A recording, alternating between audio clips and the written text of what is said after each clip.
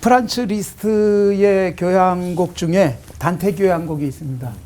그 단테의 신곡의 내용처럼 1악장이 지옥, 2악장이 연옥, 그리고 3악장은 천국으로 하려고 했습니다. 그런데 1악장과 2악장을 만들고 난 다음에 천국은 작곡을 하지 않았습니다. 대신 마지막을 그 마그네피켓이라고 하는 합창으로 그 마무리를 졌습니다. 왜 3악장을 못 만들었을까? 실력이 부족해서가 아니라 정말 이런 생각을 했던 것으로 보여요. 내가 아무리 잘 그린다 한들 천국을 어떻게 묘사할까? 이게 그의 고민이었던 것이 아닐까? 저는 그렇게 해석하고 싶어요. 사실 천국을 우리가 이 세상에서 구현한다는 것은 쉬운 일은 아닙니다. 그리고 천국을 묘사한다는 것도 요한계시록에 나와 있습니다만 자칫 잘못하면 그냥 황금보석 꾸민 집, 그게 천국이라고 여길지 모르겠어요. 그러나 성경이 말하는 진정한 천국이 뭘까? 그 천국은 어떻게 만들어질까? 사실 이 땅에 천국 같은 공동체가 있으면 얼마나 좋겠어요. 아까 우리 뭐 시작하면서도 여기가 굉장히 좋은 공동체인 것처럼 말씀들을 하셨지만 사실 뭐 언제든지 문제는 발생할 수 있는 곳인데 그럼에도 불구하고 가장 이상적인 공동체를 만들 수 있다면 얼마나 좋겠어요. 성경은 진정한 천국, 가장 이상적인 공동체는 주님이 거기 계실 때 가능하다. 이것을 아멘. 분명히 말씀하고 아멘. 있습니다. 아무리 친한 사람, 아무리 뭐 서로 내 이익을 추구하지 않는 사람들이 모여도 주님이 계시지 않으면 가장 아름다운 이상적인 공동체는 될 수 없다. 그래서 천국은 주님이 계시는 곳. 요한계시록 21장에도 하나님이 우리와 함께 하신다. 그리고 우리가 하나님과 함께 하신다. 바울 사도가 데살로니가에서도 바로 진정한 천국, 그분과 함께 거하는 곳으로 그렇게 말씀을 하고 있습니다. 그러니까 최고의 공동체란 천국 닮아야 되지 않겠어요? 그러려면 예수님이 거기 계셔야 되는데 제가 마태복음을 읽으면서 가장 많이 도전받은 게 1장부터 28장까지 중요한 흐름이 하나 있어요. 그게 바로 임마누엘입니다. 하나님이 우리와 함께 계신다. 처녀가 잉태해 아들을 낳을 것이고 그 이름을 임마누엘이라 하리라 하리니 이것을 번역하면 하나님이 우리와 함께 계시다. 사실 하나님이 우리와 함께 계시다. 그럴 때 우리는 어디다가 이렇게 방점을 찍어서 읽고 싶습니까? 그 문장 중에서 하나님 우리와 함께 계시다. 대부분 그렇게 초점을 맞추려고 해요. 그런데 저는 그 구절을 읽을 때 이렇게 읽고 싶은 거예요. 하나님이 우리와 함께 계시다. 마태복음의 제일 마지막 28장 마지막 절 20절이 볼지어다 세상 끝날까지 내가 너희와 항상 함께 있겠다. 그래서 1장이 임마누엘인데 마지막도 임마누엘이에요. 네, 마지막도 임마누엘. 1장은 1인칭이에요. 우리와 함께 계신다. 근데 이 28장은 너희와 함께 있을 것이다. 2인칭.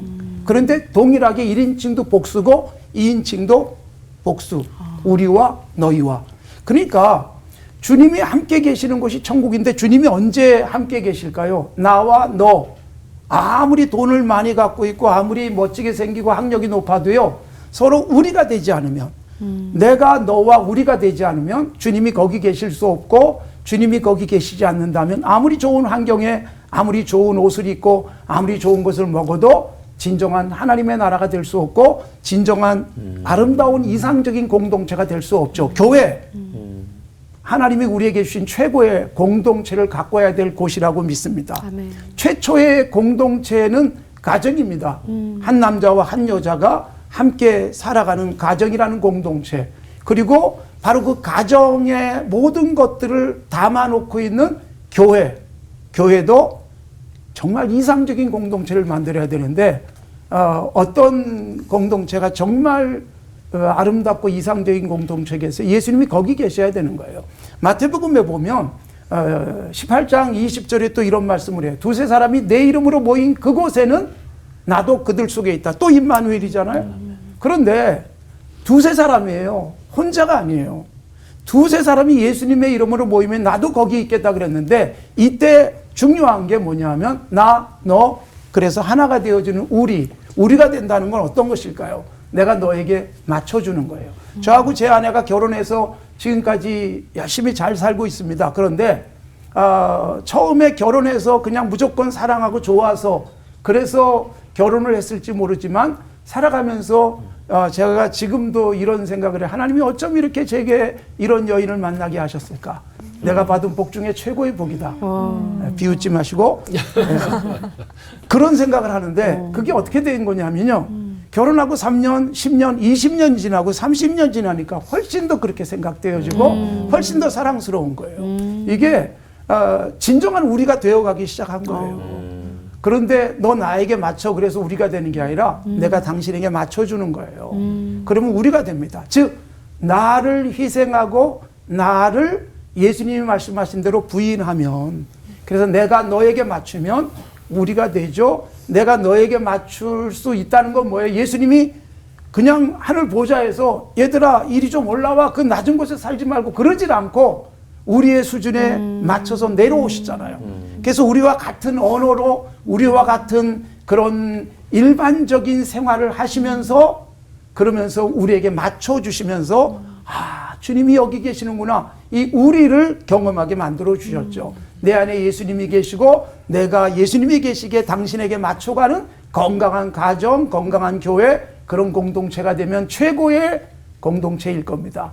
그래서 주님이 말씀하신 그 공동체는 내가 나를 부인하고 너와 우리가 되어지면 기가 막힌 공동체가 될 수 있다라고 믿습니다. 아멘. 하나님 아버지 감사합니다. 주님이 이 땅에 오셔서 우리에게 맞춰주시면서 나의 삶이 예수님으로 인해서 기뻐지고 내 삶에서 예수님으로 인하여 버릴 걸 버리며 너와 함께 우리가 될 수 있도록 복 주심을 감사합니다. 이 건강한 공동체 잘 유지해 가게 하여 주시옵소서. 아멘. 예수님의 이름으로 기도드리옵나이다. 아멘. 아멘. 성경에서 이야기하는 관통하는 주제가 사실은 관계잖아요. 하나님과 우리의 관계, 또 우리들 간의 또 이제 관계. 근데 요즘 이렇게 건강하고 좋은 공동체들이 있지만 교회 안에 사실 교회 공동체가 세상 공동체와 이렇게 보면 별반 차이가 없다. 이렇게 느껴질 때가 간혹 있어요.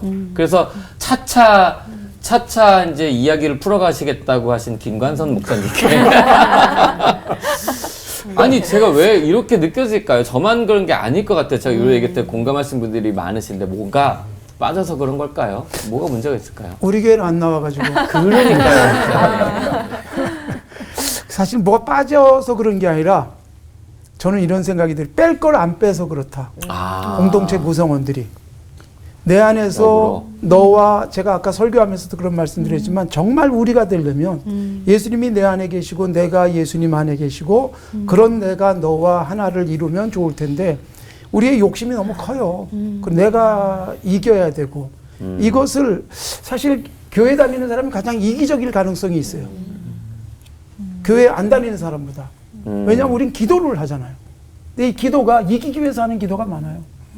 내 아들이 붙고 저 집 아들은 떨어졌으면 좋겠다는 생각을 할 수 있잖아요.